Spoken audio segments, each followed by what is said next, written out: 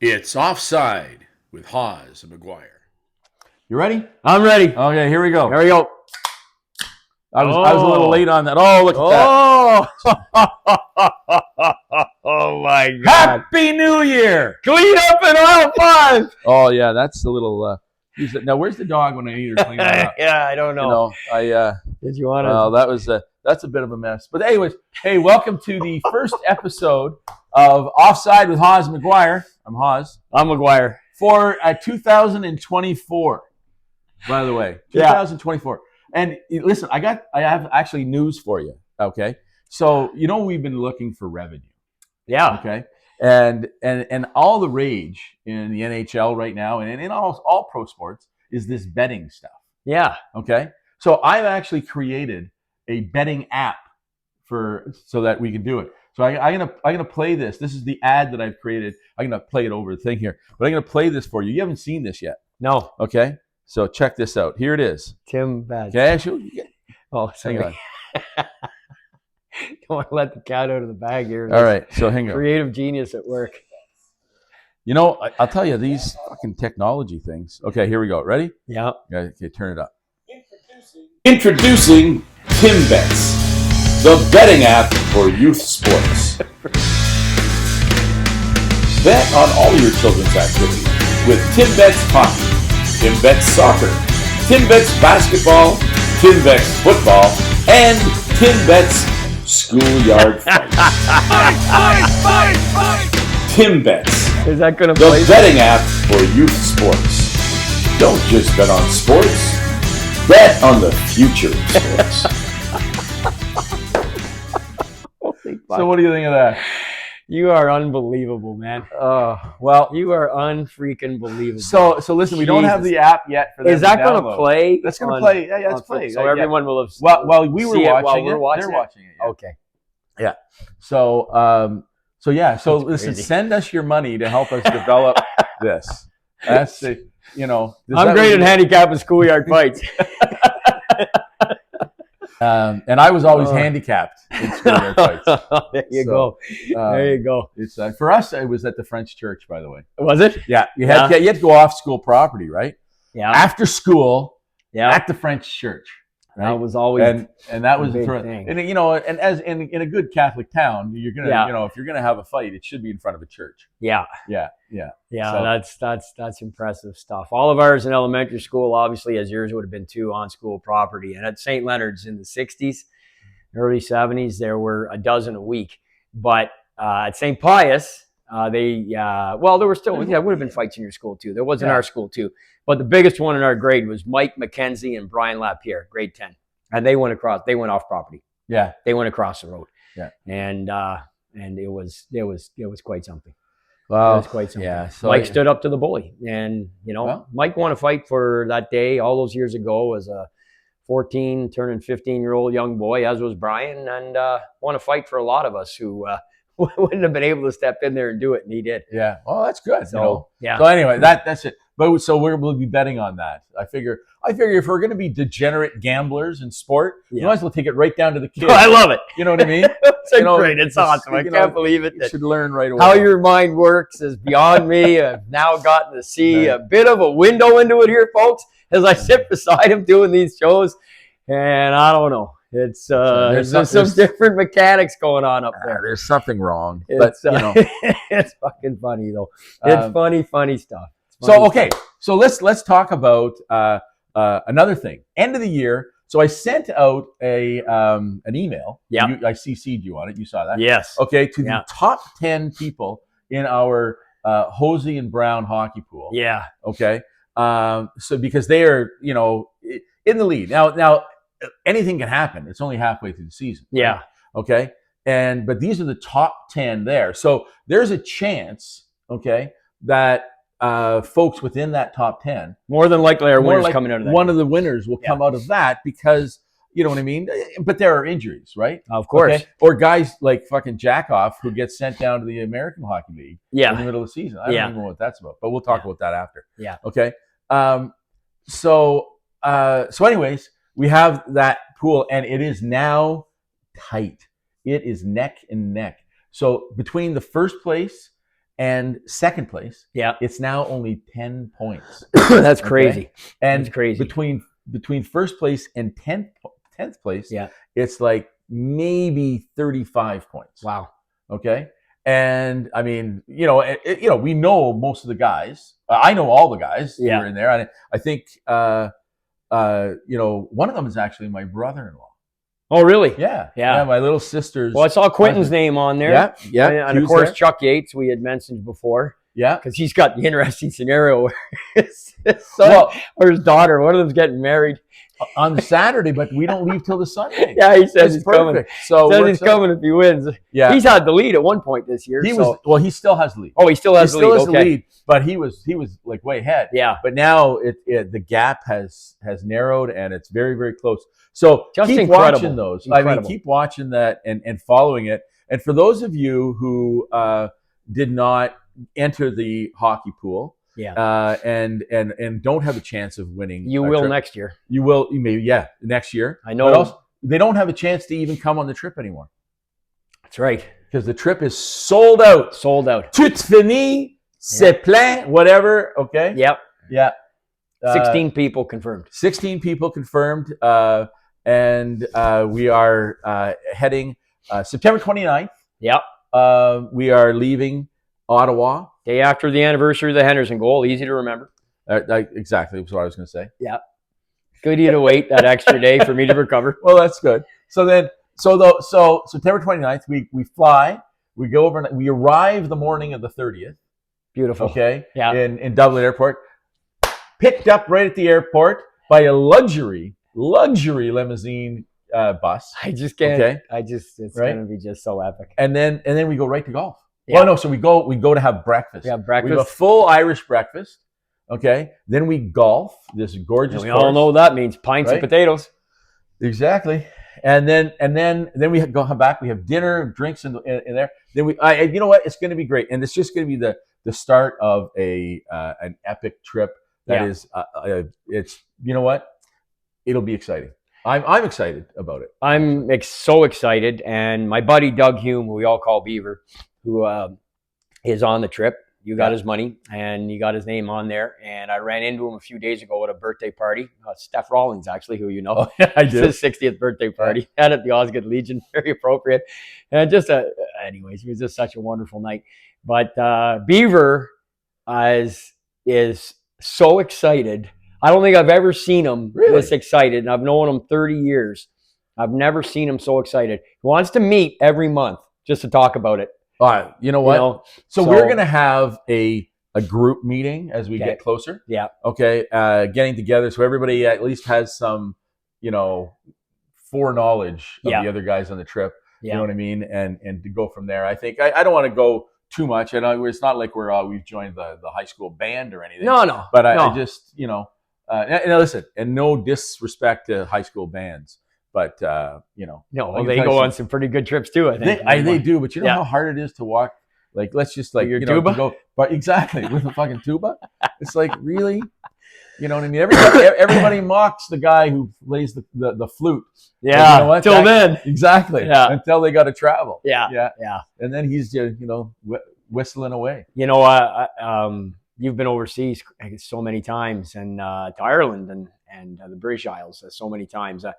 I've been a bunch of times too, but I went for years just with my family, right? Yeah. I didn't golf there. Well, I golfed once there in the 70s, but it was I thought you golfed since then. I thought you golfed recently. Yeah, no, I've golfed. Okay. I didn't on all those trips until. Oh, I see. Okay. 2011 and 2014. And, in the span of 3 years, I went twice. And I'll tell you, for those that haven't been, and it's just, as I was just telling you upstairs before we came down to do the show, you've set this up. You deserve so much credit. You've done an outstanding job setting this thing up. And, we're also talking about our show here, and how we're going to go ahead with it, whether we're going to make the announcement of what's coming up here in a few weeks or not. We're not making any announcements. Nothing about that? Okay, no. Okay, we're not leave that discussing alone. Those things. That's fine. Yeah. But we're going to get through this year. And then I think we're going to see a spike probably sooner rather than later after what we're going to be doing here. We'll see. Yeah. But so I won't say anything more about that. But point is that this golf thing, because I've told a lot of people since. I mean, you went through all my emails and extricated as many as you could. Right. We tried to reach as many as we could. But Chris, to me, and you've said this already, you've said it here on the show, you've said it to me as we've just been shooting the breeze. When the pictures are posted and with somebody who's going for free because they won a hockey pool, this thing's going to explode next year. I would hope. I really believe hope. You know what I mean? For $25? Yeah. And a pool, which pretty good return on investment. Yeah, pretty good. Pretty good.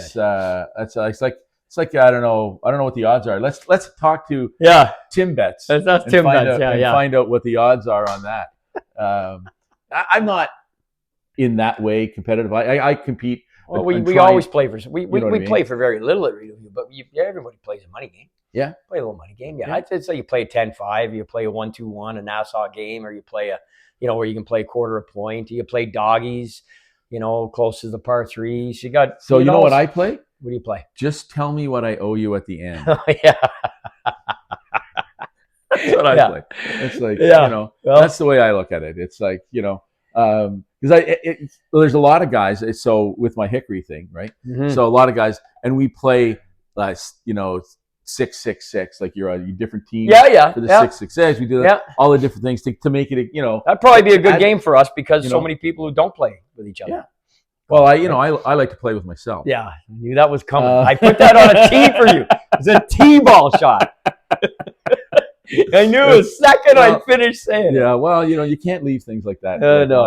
It's like, you know what I mean? It's like when you leave your cocaine on the kitchen table. That's right. That's right. You know the kids are going to get into it. Absolutely.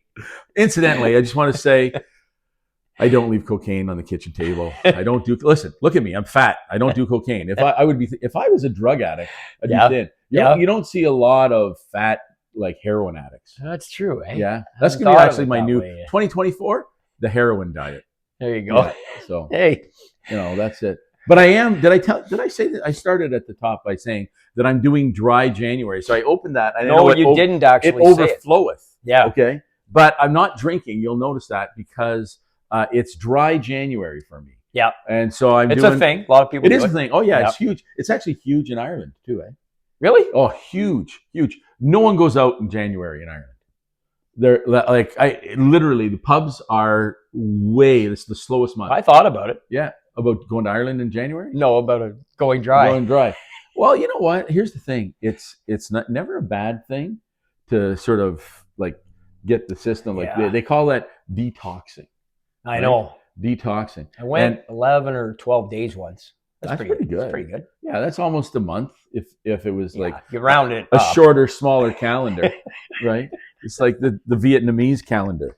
It's little. Okay. Yeah.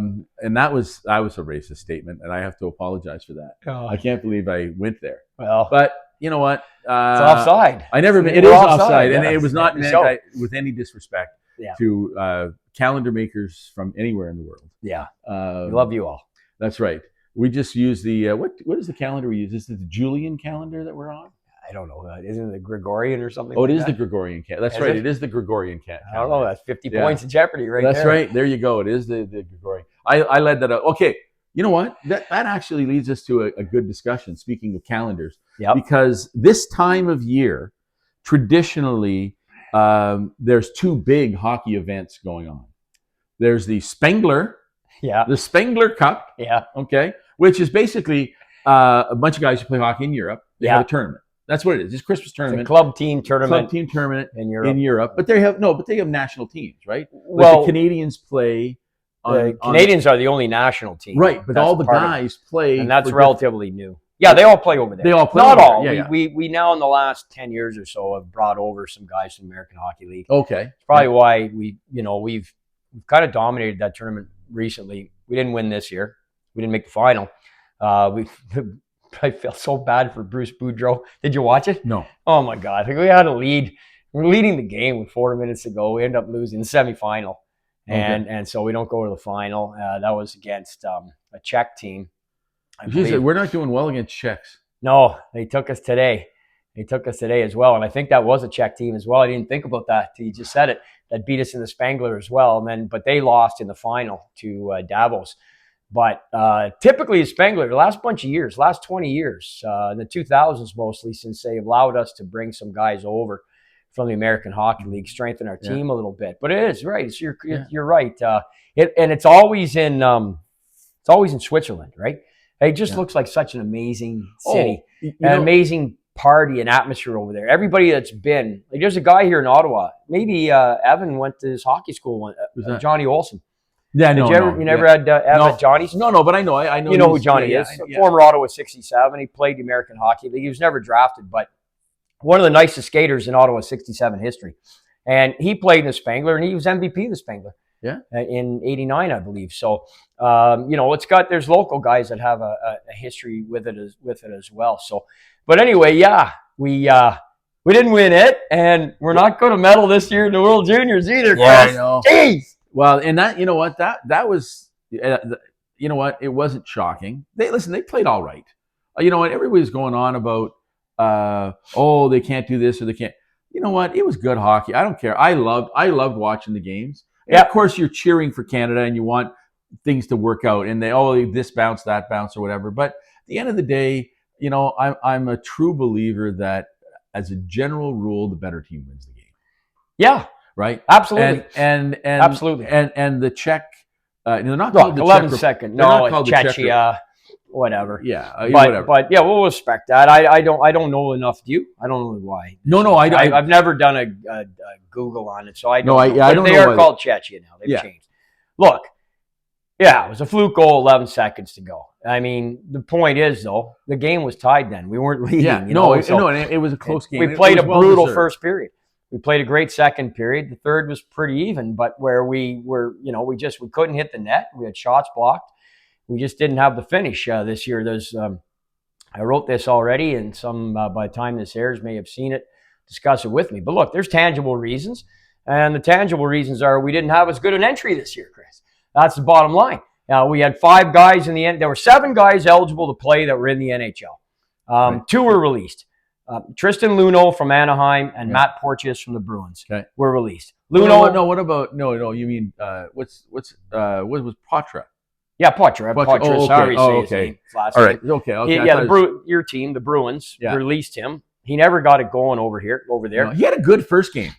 I don't know if you. Yeah, he did. I watched. He had a good first game, and but you know what? A lot of it turns around to the utilization, right? And if coaches will play certain guys, try combinations, whatever. Yeah. And you know what? And at the end of the day, if you're not feeling it, like as a player, you played too, but as a player, if you're not feeling it, if you don't have that 100% confidence in what you're doing, and you're not excited to get on the ice with the guys that you're with, right? It makes for a long game. I don't know if that's applicable to this team. Well, but you don't know, because he did mix up the lines a little bit. Well, he put him in a blender against Sweden because we couldn't score, and we lost that game 2-0. We hit like 3 bars, like we hit a crossbar and 2 posts. Big deal. Like their chances. Well, listen, it wouldn't be the first time a Canadian has hit a bar when they're away at a hockey tournament. That's true. Very true. Very true. We had a couple breakaways, didn't score. I was hoping we were going to get another crack at them. Look, they just beat the Swiss in overtime today. Now, that's right. But you know what? I will say this, though. There were some, I hate referees, right? I'm going to go on about this. Yeah, but there were some questionable calls. God. But I will say this. No, I'm going to say something nice, because in that first game, when they called the major penalty, then they reviewed it, and then they called it no penalty at all. Yeah. Because it was a clean hit. Yeah. Okay? Yeah. And I thought, I'd love to see that just once in the NHL.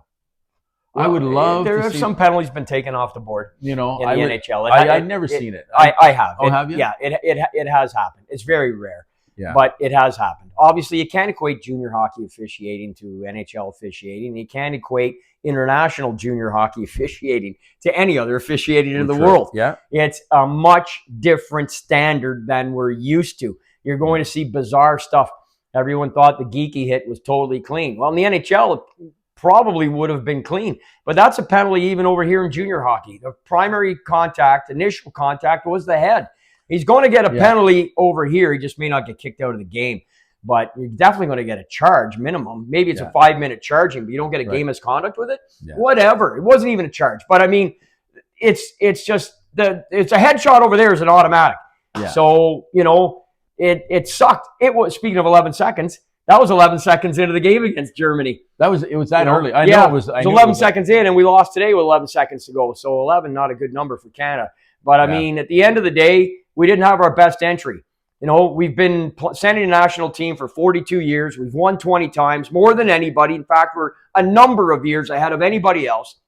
And that includes the Russians who started winning in the 70s, where we were going to deal with that at the Ask Liam about the history of this, when we were sending club teams and then grouped together a couple all-star teams, but not national team identities. Regardless, Chris, we weren't good enough. I called bronze when I saw the lineup and I saw who was being released and who we had and everything else. I predicted bronze. I thought we'd get through the quarters. I really did. And then we had the first period that we did, you know. You can say Russo didn't look good on either of those goals. I don't know, the first one, again, he was screened. He's not an overly big goal. He's less than 6 foot. It's unusual, but he made so many great saves. Then we're down 1-0 and they get a penalty shot. You want to talk about officiating? I mean, that would never be called a penalty shot here in North America in any level of hockey. But there, by the very letter of the rule, if you have a clear-cut breakaway, which he did, right? You know, it doesn't matter. We're so conditioned to think, oh, it's got to be from the blue line in, and there's no one around. You can park a Voyager bus in behind you. No, if you've got a clear-cut breakaway at any time, it's clear-cut, and you're interfered with and penalized with, then it's supposed to be a penalty shot. Okay, so rarely called over here like that. So let me ask you this: did that not happen to the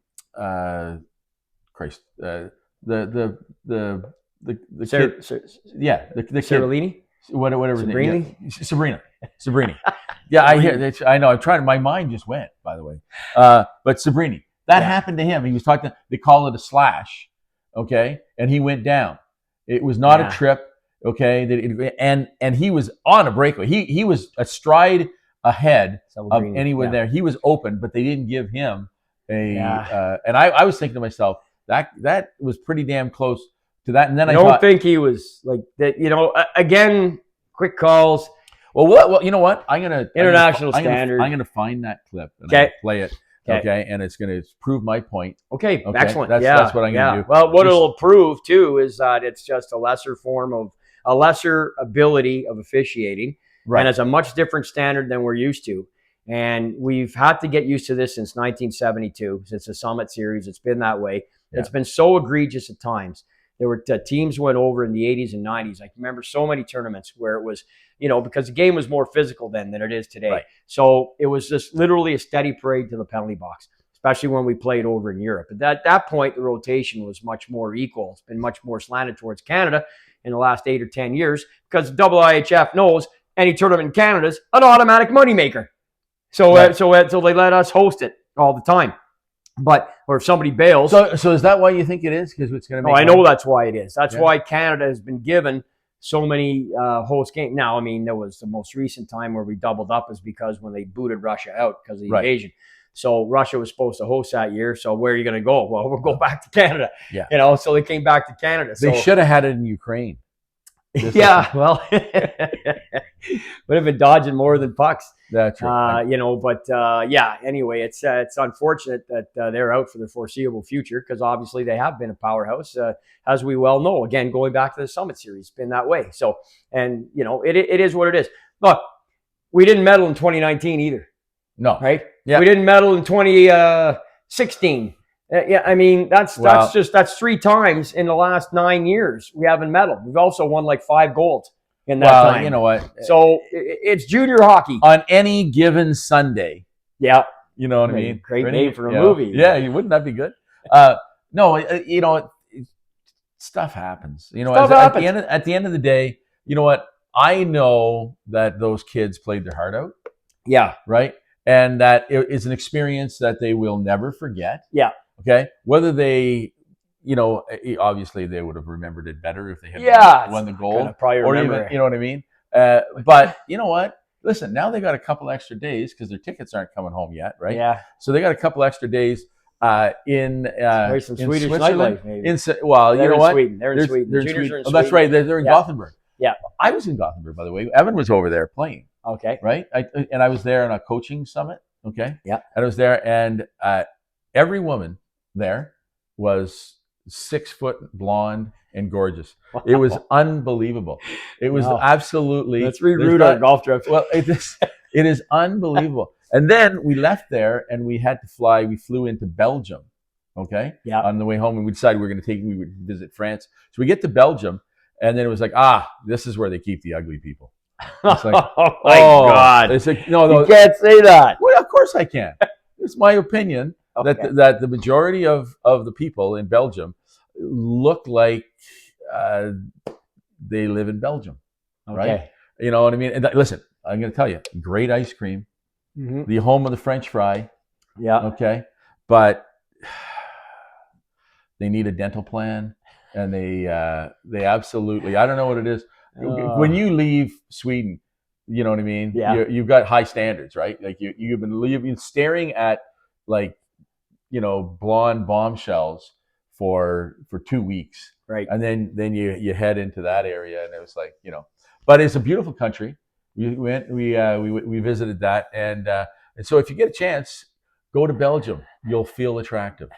That's the way I say it. I could be like a tourism guy. You could. I mean, you just tourism Belgium. Sold thousands of tickets just literally with that phrase right there. I can see people rushing their travel agents. Exactly. And if there's anybody from Belgique who's not happy with what I said, send us a letter. I like letters. Yeah, great. I'm the one who gets them. But listen, just finish up. We're parachuting guys. We'd cut guys, and then we're flying them back in. Yeah. At the start of the tournament, including Sean Donovan's son, who actually played all right. He played damn good, I thought. But, you lose Luno, you lose Nelson. You got 5 guys not released. Like, look who they are, right? Matthew Bedard, Connor Bedard, and Adam Fantilli, Shane Wright, Kevin Korchinski, and Benson, the Benson kid on Buffalo. 5 guys right there, any 2 of them. Let alone Luno healthy and Nelson healthy. Doesn't mean, like, we have those 5, we win gold for sure. But even had we had just the team that was selected, right? Okay, I predicted a bronze for us. So I anticipated, after seeing the strength of the American and the Swedish lineups, on paper, you got to make a call. I did a show. I was making a call. I made the call. I said Americans gold, Swedes silver, and Canada bronze. And, guess what? We're not medaling, just like 2019 when we lost that game as well. And as I said, 2016. So it happens. It happened today.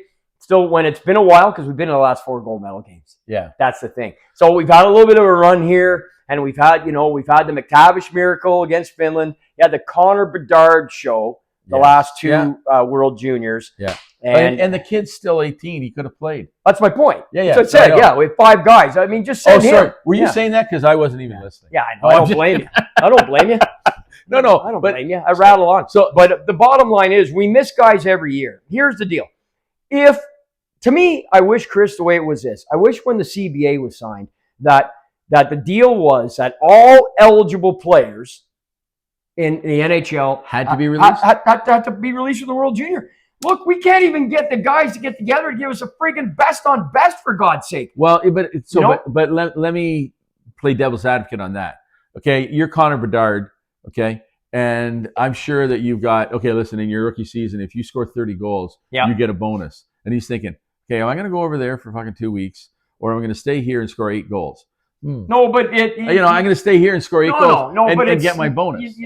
It becomes something somehow that's worked in that there's for the guys that are coming out of pro. Maybe there's a stipend. I don't know how you could work it, but I just personally, Logan Cooley could have played for the Americans. Everybody's missing somebody. The Swedes have a couple of pretty serious injuries. Like, everybody's missing somebody, but nobody misses more than us. Nobody misses more. And this year was extraordinary. Like, the most we've ever missed was in 86 and 99. We took silver both those years. We lost to the Russians both years. We had 10 eligible players in the NHL. Okay. 10. And how many came? We didn't get any of them. Oh, none of them. No, we didn't get any of them. Yeah. And there were 10 in the NHL. That's 2 freaking lines. It is. It's 2 lines. Full lines. Full lines. With defense, yeah. You know, where was Vinny Lecavalier in 99? I mean, give me a break. The guy could have just put 6 guys on his shoulder at that time and carried them to the goal. I mean, instead, Luongo stands on his head. We lose 5-4. Everybody's talking about it because Luongo, and they outplayed us so badly. Well, we got 10 guys in the show. Manny Malhotra was a healthy scratch for the Rangers, and Neil Smith wouldn't release him. I'll never, ever, ever forget that.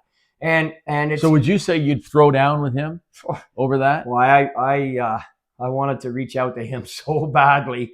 I'm pretty sure the best I could do at that time was send a fax. I couldn't get a number and leave a voicemail because it would have been a juicy one. Right. But I remember faxing Wayne Gretzky in 06 when he helped put the Olympic team together. You know, I didn't have an email for him at that time or anything, so I sent a fax to a number that I had somehow. Anyway, it doesn't matter. What did you say in that? I just said, don't forget about the kids. I said, Wayne, you're so loyal. You know, bring Sid. Let Spezza play. Bring Dion Phaneuf. Put Dion Phaneuf in the lineup. Scott Niedermayer didn't play. Scott was hurt, so he didn't play. That was a massive loss for us on defense in 06. And instead, they stayed loyal to the 02 and the 04 gang. And they kept those two together because we went gold in 02 in the Olympics, when 04 in one of our most dominating performances. We never lost a game. We never trailed in a game in 2004. And Wayne, and this was Wayne and Quinn and the gang, right? And Hitchcock, they kept these guys together, and they rolled right into 06, and they went with a veteran team, and Wade Redden and Chris Pronger played hurt. Mm-hmm. They played hurt, and you had Phaneuf right there. He was busting heads on the ice, and he had talent with Calgary. He was lighting it up. He should have been in the lineup, and they kept the kids out, and it altered the makeup of the team. You know, we lost to the Swiss. Russians beat us. Listen, I'm going to discuss this little outfit you got on. Yeah. Sorry. So this was your Christmas gift, as I understand. This was a very nice gift from Rory. Okay. Yeah, so he had this specially made for you. No. No? That's the best part. What do you mean? They're actually selling this as a... No, they were giving them away at the Mill Tavern. Shut up. Yeah. Okay, but how did they know that the this is perfect for Liam Maguire with the X? Yeah. Like I don't know what happened there, but something. What is that? Is that candy? I don't know. Looks like it. Yeah, you know what it is? It's popcorn. Something left over. Yeah, it's probably popcorn. Left over from what do you call that? What's that night? It's called the 31st, New Year's Eve. Yeah. Oh, it's very quiet. It was very quiet. Yeah, I got a phone call. I got home from the wedding. I go and you know, after weddings, you know, it's a very amorous thing. You watch all these lovely things. So you go home. Anyway, I've fallen asleep, and my phone rings at 2:30 in the morning. Wow. Yeah. Wasn't me, was it? Yeah, it was you and Justin Kachuk. Holy shit. I don't even remember making the call. So on what do you call that? On the some video thing. It's a video thing. And we were like, FaceTiming you? Yeah, and I had no idea how to flip the screen around. So I was there. Hello, and he goes, it's Justin, and he goes, I'm here with Liam. And I'm going, and it was facing the other way. I said, well, let me go to the other. I got to figure this out. Anyway, I couldn't figure it out, and then it dropped the call. You know, you guys went on, but yeah. So shout out to Justin, by the way, because he was the one who suggested offside. Really? Yeah. No way. Yeah, he was the one who said. Yeah, he was the one who said. I do not remember calling you. It was a hell of a night, obviously, but I was in bed. I was asleep. I was done. Well, I don't blame you. I should have been too. Yeah. But it was Sticks and Stones played at the Mill Tavern.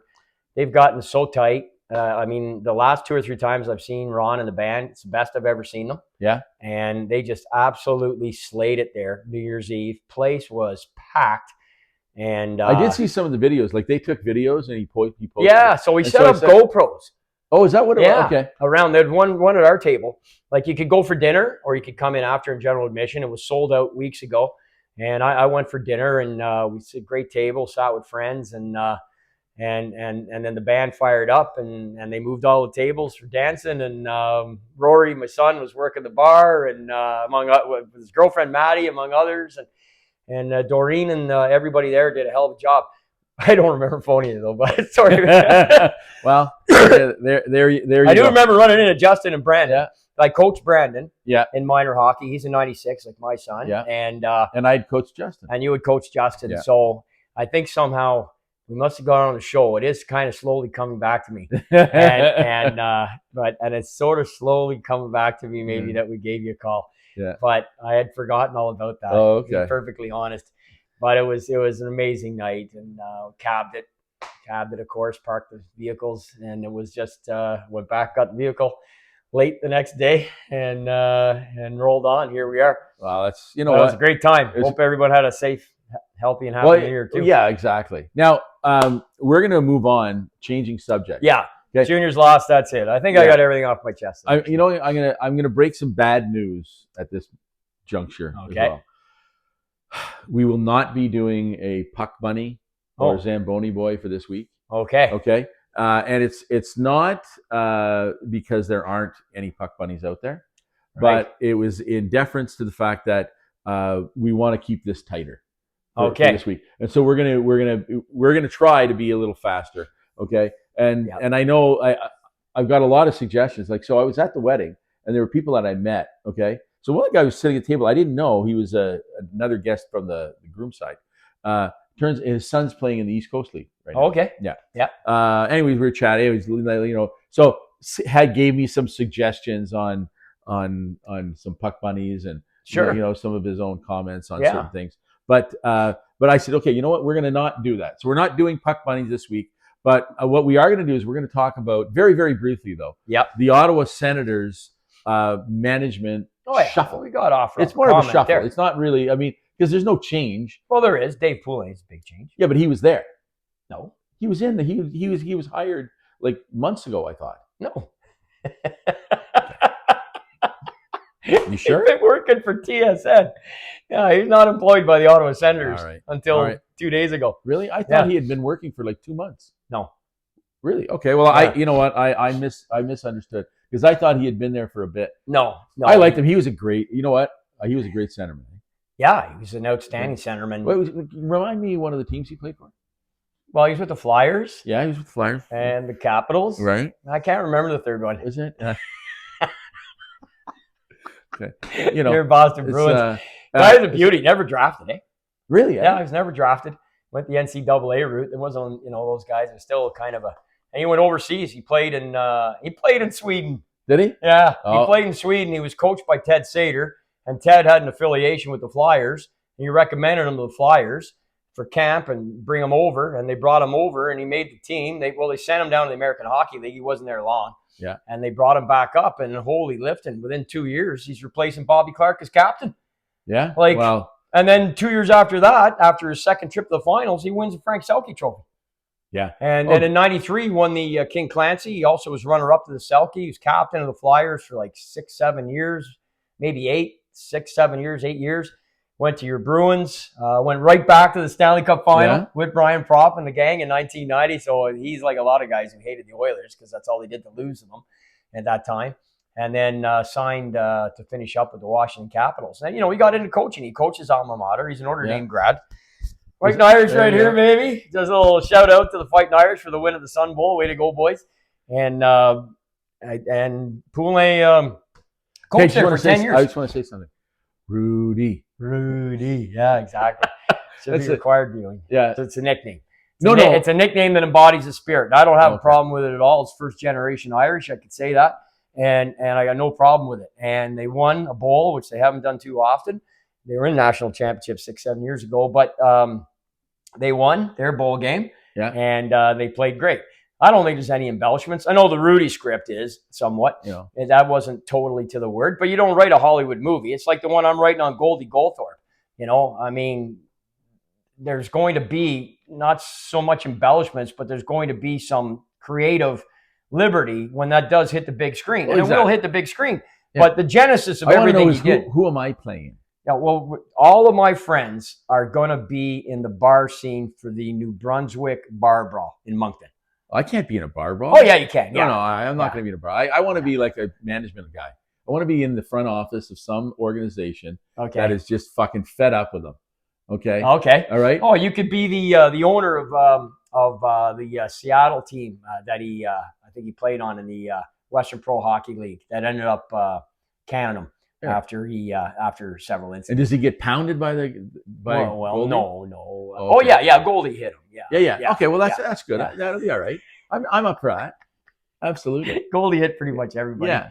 No, that'll be good though. Anyways, well, you know what? By the way, I'm casting the film. 70 years old. 70 years old. Hadn't been in any trouble in a long time. Wow. Yeah. You know Until what? He got in trouble? Yeah. What happened? Yeah. He got in a bar brawl. Yeah. Had a pool cue broken over his head. And did he get he got arrested and everything? No, he did not. Actually, did not get arrested because he didn't start it. So, but he had to go to the hospital. He sent a couple other guys there too. But he's 70.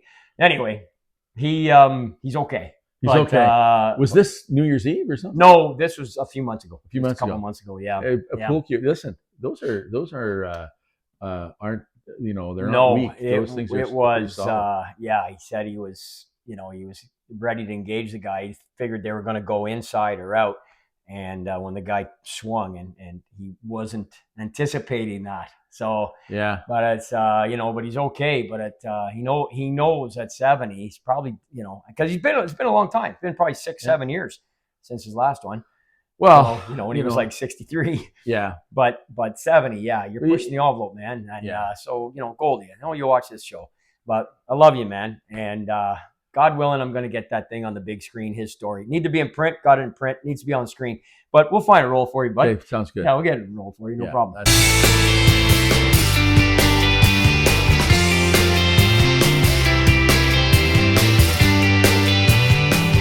All right.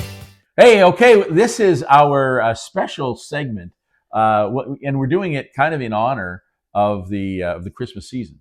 Okay, the Ask Liam portion of the show. The World Juniors. So tell us about the history, and I know this is not this day in hockey history or anything, but no. Tell us about the World Juniors. Yeah. Okay, and why is it such an important tournament? Yeah. So the World Juniors started in 1974. Okay. Coincidentally, 2 years after what? The Summit Series. Is that what it was? That was 2 years after. It was the Summit Series. You're saying that was in 1972. Let me double check now. Yeah, I believe it was 72. Fucking guy, man. Tell you, thousands of comedians out of work, eh? But there's a reason. Actually. There's a reason. I was gonna say, can you add something to that line? Because if there's anybody who could add something to that line, it would be you. Yeah. No. You know what the thing is? Kristen was telling me today. I was lamenting. We were actually talking about. I said a joke that a comic friend of ours years ago. Yeah. Okay. Used to do this joke, and we were kind of lamenting that he should have made it. Yeah. He should have been bigger than he was. Yeah. Right. But then he and we were just discussing how you can do a lot of things, but a lot of it happens to be like luck. Yeah. You know what I mean? When the lightning strikes and stuff like that. Yeah. And there are some incredibly funny people who never got the fame and fortune that they should have gotten. Yeah. Right? Yeah. Myself included, incidentally. Well, you know what I mean? I concur. I concur, which is another good line, by the way. A good line. I love saying I concur. I love that line. Yeah, it's concur. Concur. Doesn't that sound like... Sounds like Kincardine. It does. Well, it does sound one of Paul Henderson's homes. Kincardine, Lucknow, the two homes that one he was born in, one he grew up in, and born on the Lake Huron River on January 28th, 1943. Blistering cold weather. He was actually born on the sleigh. He was born on the sleigh. Born on the sleigh as he was crossing Lake Huron in 1943, the middle of winter, January 28th. Can you imagine? He shouldn't even have survived that trip, let alone made it to anything, and let alone doing what he did. So hang on. So he came out, I assume feet first. Okay. All right. With skates on? Yeah, exactly. It could have been they used the skates for an episiotomy. That's what it was. There you go. Yeah. So he comes out, okay, and on a sleigh in the middle of a lake. Yeah, in the middle of a lake. And his first words weren't, "Are you fucking kidding me?" That would be my first words. No, his dad said Henderson has scored for Canada, but he was talking about him. Yeah, his dad. With the mom. Exactly. Well, you know what? Here's the thing about that. Can you believe it? So there's no more Canadian story. How can you have more Canadian story? That's how the guy was born, and he's the greatest Canadian sports hero ever. Absolutely. And I just think it's just synonymous with the whole story on him and the tragedy that he's not in the Hall of Fame. But I'll leave that for another time. So here's the question. Well, I know, and we're going to talk about the juniors. I know where we're going. But you know what? But here's the thing. In the Reader's Digest condensed version. Yeah. Okay. Yeah. Why is Henderson not in the Hockey Hall of Fame? In your opinion, he's blackballed. It's all political. By who? By the late Jim Gregory, okay, who was the general manager of the Leafs when Paul jumped to the WHA. Right. With the support of Harry Sinden, which is frustrating to me, but I know it to be true. Harry's still alive. God love him. Coach and GM your Bruins for a million years. And he won a cup, right? He won a cup. Won a cup as a coach. That's right. Yeah. Yep. And then he'd retired, and he came out of retirement to coach Team Canada. So that's because Tom Johnson had taken over to coach the 72 team. Harry was coach of the 70 team that won the cup. Anyway, Harry and Jim Gregory were the two senior executives appointed years ago at the Hockey Hall of Fame. And the number one was Jim Gregory, absolute carte blanche against Paul because of the animosity that was sparked by Paul leaving the Leafs with Harold Ballard, Toronto Maple Leafs. Everything went down 1974, 73-74. Secondly, Paul went public about being a born-again Christian in 1976. Went public with it. Nobody was doing that, especially no Canadian hockey players were doing that. You better damn well sit down and drink your 12 pints and smoke your carton of Export A, and you better do all the things that all hockey players did. And he was swearing off everything. He went public about it. He was very definitive about it on the teams that he played for in the WHA, to the point where some players were turned off by it. Many executives were. As I understand it, and a good source told me years ago, it was also one of the reasons he was looked disfavorably for the Hall. And the third and final reason is just that there's a percentage of people that have been there on the selection committee for years. Keep in mind, he missed by 2 votes in 1997. That's an absolute 100% guaranteed fact. I know that. He missed by 2 votes. Out of 6 times he's been nominated, it's the closest he ever came. You need 14, he got 12 out of the 18. You need 14 out of 18, he got 12 in 97. I've been told that the sheer animosity, at the jealousy of how he has been able to market, even though he's had other people that have done it for him. He never went out and sought it after himself. He has never got on a pulpit and said, I should be in the Hall. He's never done any of that. Yet the animosity and jealousy of what he's been able to reap and sow from that goal has also turned off a lot of people and made them look at the goal aside from what was a very average hockey career.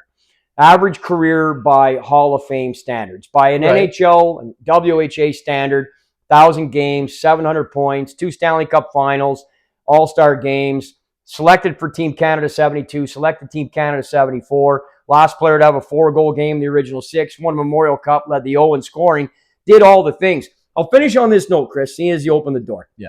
I don't even think if you go to the Hall of Fame website right now, I'm not sure, but I do not believe the criteria that was posted for decades is even still there, because I have badgered them publicly so much about it. And the criteria to make the Hockey Hall of Fame has got nothing to do with statistics, nothing to do with Stanley Cups. It's playing ability, dedication and perseverance to the game, and contribution to the game. Right. Those are the 3 criteria. They may or may not even be on the website right now. So I have a question, and just to shit disturb. I'm pretty sure that there are folks who never played in the NHL. Okay. Yeah. Let's just use Trechak. Yeah. Who's I mean, listen. Well, there's 3 guys from the 72 team in the Hall. That's okay, the Soviet team. Right. Okay. Yeah. So the fact of the matter is Trechak, Harlamov, and Yakushev. They're in the NHL Hall of Fame, right? This is the NHL. No, it's not. Oh, it's the Hockey Hall of Fame. Yeah, it's not called the NHL Hall of Fame. Okay, so it's the Hockey Hall of Fame, yeah. But it's Canadian Hockey Hall of Fame, because there's a Swedish Hockey Hall of Fame, because King Henrik was just inducted to the Swedish Hockey Hall of Fame. Yes, there's a Swedish Hockey Hall of Fame. Yeah. All the countries have their own Hall of Fame. Right. We have the Canadian Sports Hall of Fame. But we have the Hockey Hall of Fame. Does that covers Canada and the United States? I'm assuming. Well, the Hockey Hall of Fame, because the NHL, there's tons of guys in that didn't play in the NHL because the NHL didn't start till 1917. Right. Okay. Yeah. So, but even since, I mean, Anatoly Tarasov was the first Russian to go in the Hockey Hall of Fame. He went in the Builders in 1974, and I don't have a problem with that. Yeah. But it's. I mean, he was an angry-looking son of a bitch. Yeah, but they all are. Well, they all was they back all in were that then. day. Yeah, he had those. Look at Breslin. Look at all of them. Like, the eyebrows, everything else. The Gorbachev. I mean, like the guys just look at the coaches. Look at their coaches. Quaglin ticking off these guys. I mean, you see these guys smile. Never saw them smile once. Anyway, Tarasov's first Russian to go in, and first Russian man. I mean, there's get caught up some guys like Sweeney Schreiner, but I mean, bottom line is that Henderson's blackballed. There's 3 guys from a losing team in 72. It's an abject farce. It's a joke. It's a travesty. It's treasonous, really, borderline. And you can make the case, I think. And it's sad. What it is, lastly, at the end of the day, is it's sad. But he's blackballed. That's why he's not in. I ran 20 years. I tried 20 years. I got him nominated 5 times in 20 years. And the last one I did was so spectacular. He was acknowledged at Parliament Hill, the opening of the West Block, the brand new West Block, been under construction. They opened it up on the exact day of Paul's birthday. And we had him there with his wife. I had sponsors, Mike Minot, Construction, Rob Boros. They spent a lot of money, and we fettered Paul and his wife, Eleanor. They came down, flew them down, put them up, limo transportation, everything paid for. Chateau Laurier or Weston, I forget which one. Anyway, meals, everything. And then we go to limo. We're at Parliament Hill. They're acknowledged. He's acknowledged by all 3 parties, plus the Speaker of the House. And then the entire caucus sang him happy birthday. It was never done before. And we got it all on video. And I put it all in the package. And every one of them, whether you hate Trudeau or not, but the leader of the opposition, everybody else all said the same thing. For God's sake, put the man in. Put the man in. Like, what are you talking about here? Playing ability. The guy played in Stanley Cup Finals. He had a 4-goal game. He won a Memorial Cup. He led the O in scoring. He played over 1,000 games. He had 700 points. He had 30-goal seasons. He had 20-goal seasons. You don't think in the 60s, if you played, you didn't have playing ability? He was selected for 2-team Canadas. You don't think he had playing ability? Yeah. I mean, clearly he had playing ability. Dedication and perseverance. You kidding me? He turned pro in 63. He retired in 81. He played 18 years. You don't think he had perseverance and dedication to the game? And contribution to the game? That's the rubber stamp.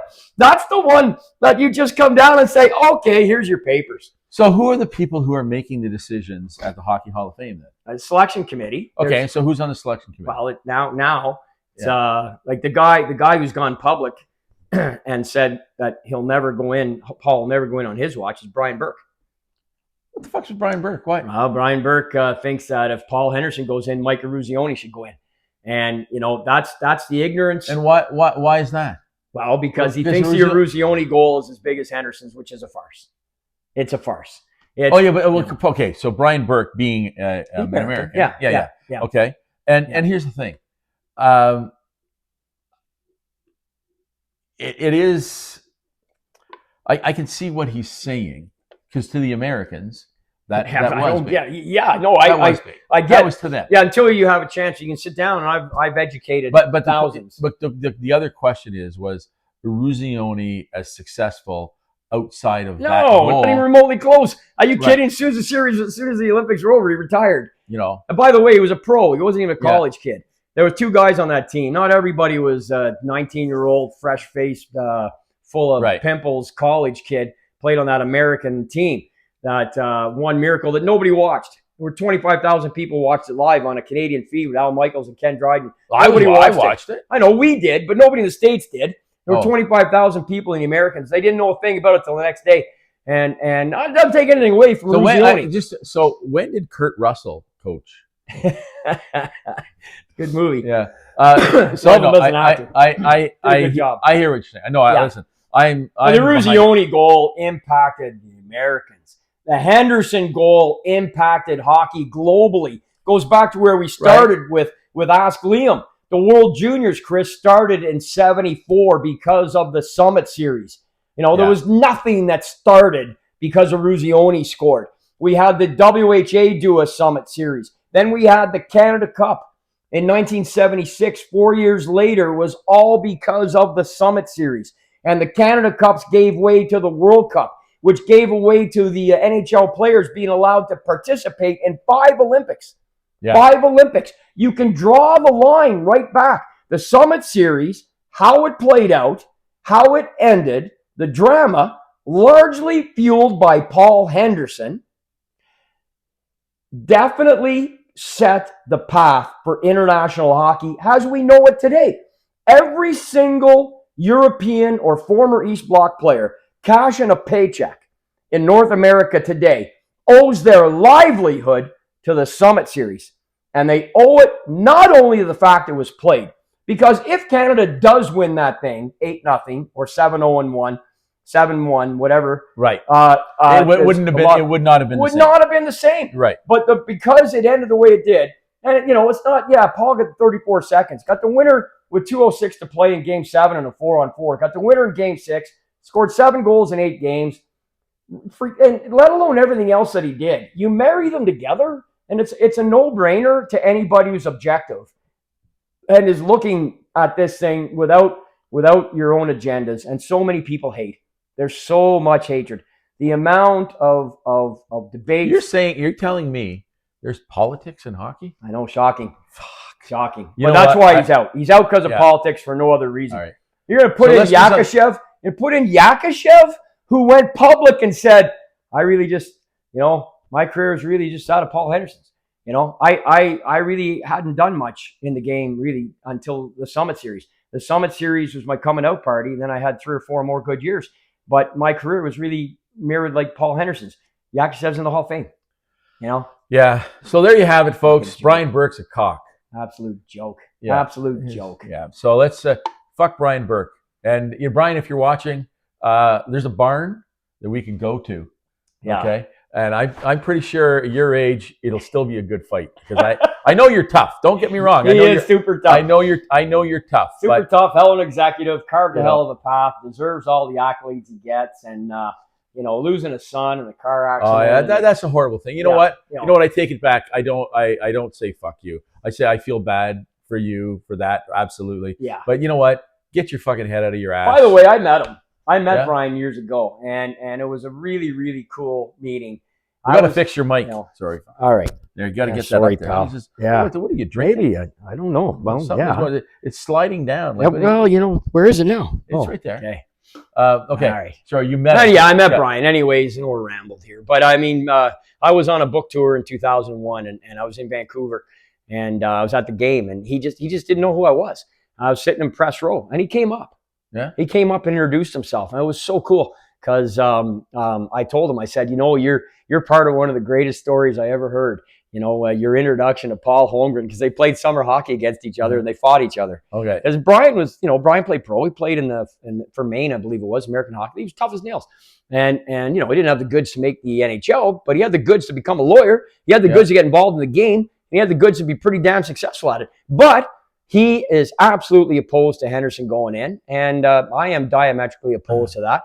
And I think his comparison of the Eruzione goal is absolute ridiculous. Absolutely ridiculous. You know what? That would be a great debate, actually. Well, I challenge anybody right now. You want to get it on. Just let me know. You know what? Because I'll crush anybody in that debate very, very quickly. Well, you know what? But here's the thing. I think that he probably could handle himself with respect to that. I think it would be an interesting discussion. Because here's the thing. You know what? I don't know that you can change somebody's mind when they're that made up.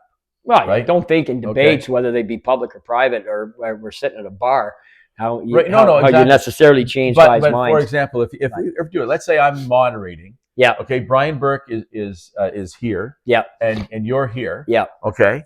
And then we have this discussion as to why. Now you got to let me interrupt and so I can get It can't be like Donald Trump. You can't just fucking just. No. I've I'll arrange it. I'll tell you what, Brian. Norm, I was off the record 42 times. TSN. Yeah, we know how that ended. Yeah.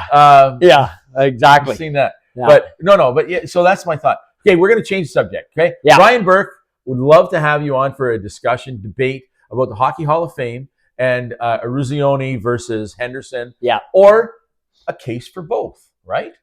You know, listen, he might present enough information to you that you then say, you know what? I think you're right. Eruzione should be in. Let's get them both in. Well, you're not going to present anything new to me because I know everything about Eruzione. Ironically, Goldie and Eruzione were teammates. Right. So I've got Eruzione mentioned in the book on Goldie. It was very brief, but they were teammates for a short while. Now, didn't he wear ladies' underwear? I don't know. I don't think so. I don't know. I'm saying that. I've never met him. Is he still alive? Yes, he is. Yeah. He's got to be in his 70s. Yeah. Well, I believe he was 26 in 1980. That's 42 years ago. So it'd make him 68. 68. So in that area. So I think he was 26, 25, 26. There was a couple guys. There was another D guy. Their whole lead up that year on their American team, they had all sorts of guys from pro. Yeah. It's just when they went to the Olympics, they brought mostly college kids, except for Eruzione and another guy whose name escapes me right now. But hey, look. The proof's in the pudding. They had 12 or 13 guys go to the NHL. I mean, they had an incredible group. Yeah. But the Russians panicked, right? I mean, they played a pre-tourney game against them. Russia won 10-3. They were asleep at the switch.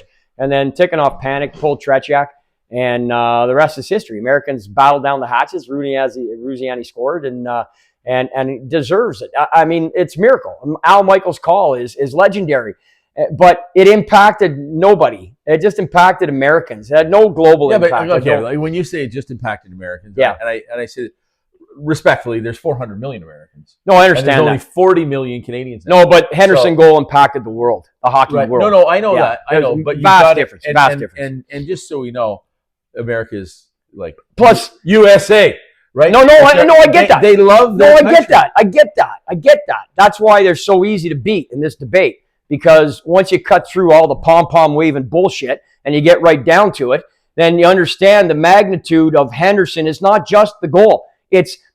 Henderson performed 3 miracles. 3 miracles? Yeah. Okay? Got the winner in Game 6, the winner in Game 7, and the winner in Game 8. He didn't just perform 1. He performed 3. Got the winner in Game 7 with 2:06 to play where he went through the whole team and roofs it. If he doesn't score that goal, Game 8 means nothing. Well, it means nothing. Like, there is no comparison of the goals other than they were so significant in terms of major international wins. But when you go beyond that and you get in the scope of the magnitude of the impact, it's not even close. It's not even in the same stratosphere. Not even in the same. So it would be easy to crush anybody in a debate on that. To be fair, I believe several crippled children were cured by Eruzione's goal as well. Okay. So that's another part of the miracle. Yeah. He gave the puck to a kid who couldn't walk, all of a sudden was able to walk. Yeah. And that little kid grew up to be Austin Matthews. Oh man. See, you know what? If you can't know trivia or facts, just make shit up. Yeah. Okay, that's so enough. Something I want to talk about. Yeah. Okay, and so the PWHL, the Professional Women's Hockey League started.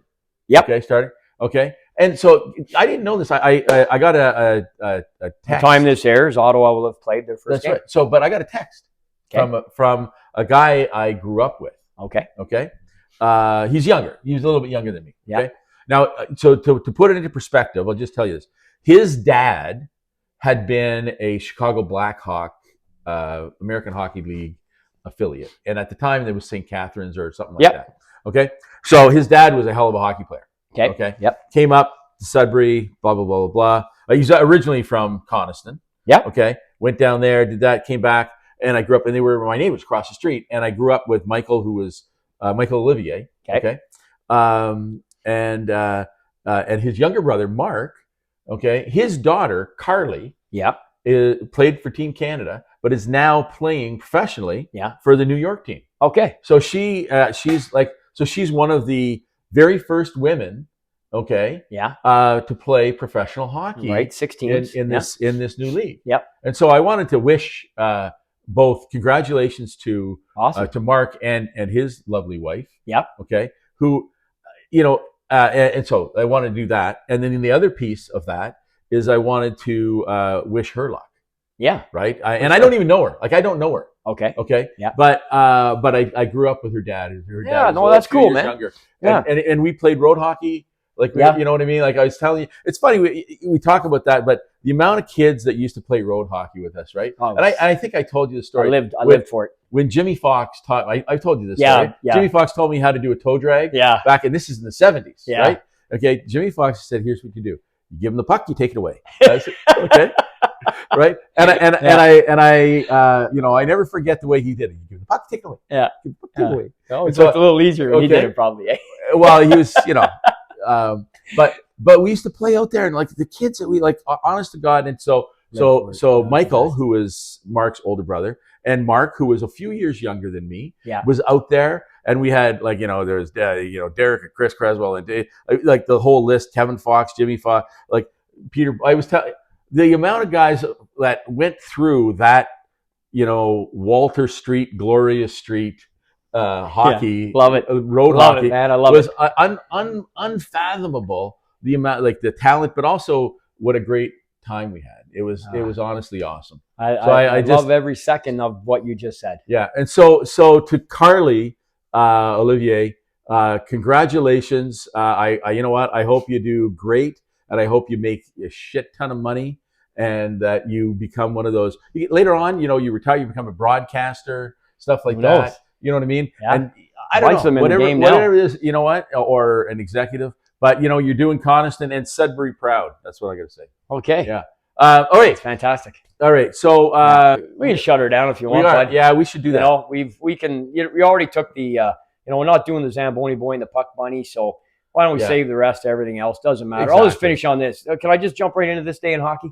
You jump right in. I'll just do it. You can finish on this if you want. Yeah. I'll just say the one thing. There's a couple other things. I'll just say the one thing. Happens to be today, January 2nd. Okay. It's kind of neat. January 2nd, 1980, January 2nd, 2000. Okay, 20 years apart. Okay. Right the same day. January 2nd, 1980, Gordie Howe becomes the first player in NHL history to play in 5 different decades. Okay, when he played for the Vipers. No. Was it the Vipers? No, he played when he played for the Vipers, he became the first guy to play in 6 decades. Oh, okay. So because he played in the 90s, he played that was the 90s of the Vipers. Yeah, the Vipers were in the 90s. 1980, he was still in the NHL. Oh, okay. He was with the Hartford Whalers. Okay. And ironically, they played against Wayne Gretzky and the Edmonton Oilers. So it's pretty cool. January 2nd, 1980, they tied 3-3. 20 years later to the day, January 2nd, 2000, Scotty Bowman becomes the first coach in NHL history to coach in 5 decades. Really? Yeah. With NHL? Coaching the NHL for 5 decades. Coached Really? 60s, 70s, 80s, 90s, and then 2000. Oh, right. Okay. So, I get it now. With St. Louis in the 60s. Right. So 20 years apart, same day, Gordie Howe, Scotty Bowman. The two guys with, I know Gordie's record's been passed for longevity. Scotty's never will be. He coached 2,141 games. I doubt very much anybody will get past that, but you never say never. Right. But anyway, finish on that. It's kind of neat. This day in hockey happens to be today. When you see it, it'll be a day or two later. But the fact that they're separated by 20 years and it's Howe and Bowman and it's both 5 decades, I think it's pretty cool. No, you know what? That is pretty cool. Yeah. Well, you know what? Congratulations to Scotty Bowman. I've told you my Scotty Bowman story before I do this. I told you about the golf. Yes, you did. Yeah. Okay. Yeah. All right. Another time, I guess, because we're going to end this. But I met up with him on a golf course one time. Yeah, which is awesome. Watch previous episodes and check out that. Go you back want to hear right that now. story? Go back. I tell you what. Just you know what. The whole month of January, just watch past episodes with Hawes and Maguire. Right. All right. Well, listen. Thanks very much. You know, this has been Offside with Hawes and Maguire. I'm Hawes. I'm Maguire. G'day.